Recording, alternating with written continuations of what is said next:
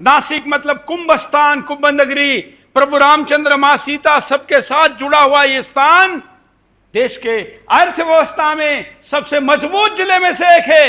और इसलिए इस देश में सबसे ज्यादा घुसपैठ मुंबई, उसके बाद 2 नंबर पर नासिक, 3 नंबर पर पुणे में होती है। ये 2 नंबर का स्थान, यहां पर कब्रिस्तान के नाम पर लैंड जहाज का बड़ा खुलासा हुआ है। जरा विस्तार से मुद्दे को देखते हैं। आप कुंभ मेले में पहुंचे, उसके पहले ही वहां पर जहादियों ने पहुंचकर पूरी बिसात बिछा दिया।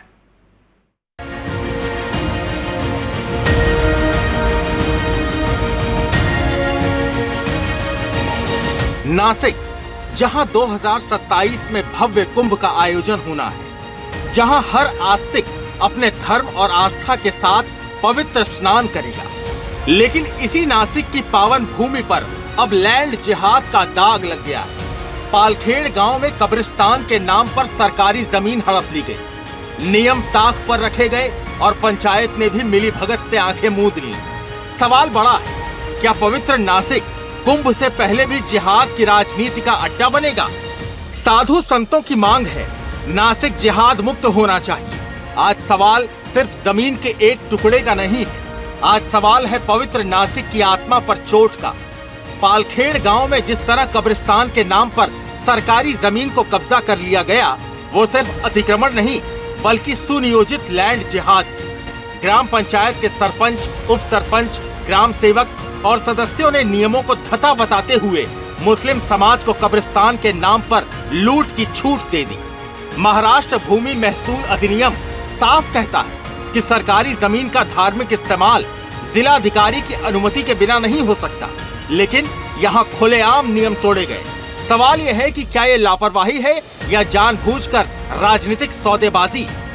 स्थानीय लोग साफ आरोप लगा रहे हैं कि सत्ता के लोभ में पंचायत ने पवित्र भूमि को दांव पर लगा दिया। ये सिर्फ गलती नहीं, पाप है। पाप नासिक की धरा के खिलाफ, पाप उस परंपरा और आस्था के खिलाफ जिसे नासिक सदियों से ढोता आ रहा है। और अब इसे साधु संतों ने भी राष्ट्रीय मुद्दा बना दिया है, क्योंकि 2027 में यही होगा कुंभ मेला, जहां करोड़ों हिंदू संत, श्रद्धालु और अखाड़े जुटेंगे।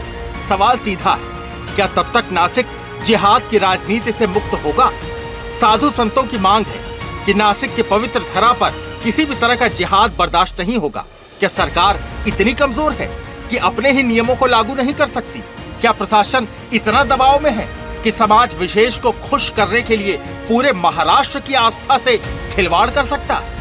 आज देश का हर राष्ट्रवादी नागरिक पूछ रहा है, कब्रिस्तान के नाम पर सरकारी जमीन क्यों हड़पी गई? क्या हिंदुओं के लिए कोई कानून नहीं? क्या उनकी आस्था और संस्कृति का कोई मूल्य नहीं? ये सिर्फ नासिक की लड़ाई नहीं है, ये लड़ाई पूरे भारत की है। कुंभ और जिहाद साथ नहीं रह सकते।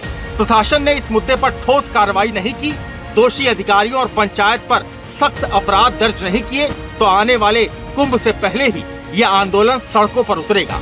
साधु संतों ने ऐलान कर दिया है, नासिक को जिहाद मुक्त करना ही होगा। अगर सरकार ने देर की तो ये सिर्फ कानूनी लड़ाई नहीं बल्कि हिंदू समाज का महासंग्राम होगा। Bureau report, Sudarshan news. तो चलिए, ये पूरी जानकारी है और स्थानीय नागरिकों की प्रतिक्रिया देखते हैं कि वहां क्या कहा जा रहा है।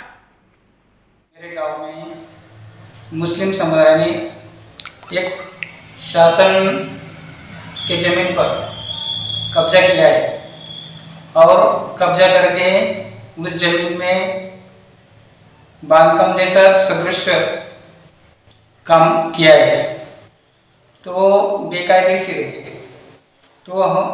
तो ये जो काम बेकायदेशीर किया है, ये हमने प्रशासन से निवेदन करके बता दिया है, लेकिन प्रशासनिक तौर पर प्रशासन के वरिष्ठ अधिकारियों ने उसकी खबर ली है, लेकिन उसकी खबर लेने के बाद कलेक्टर ने भी पत्र दिया है, सीओ ने पत्र दिया है,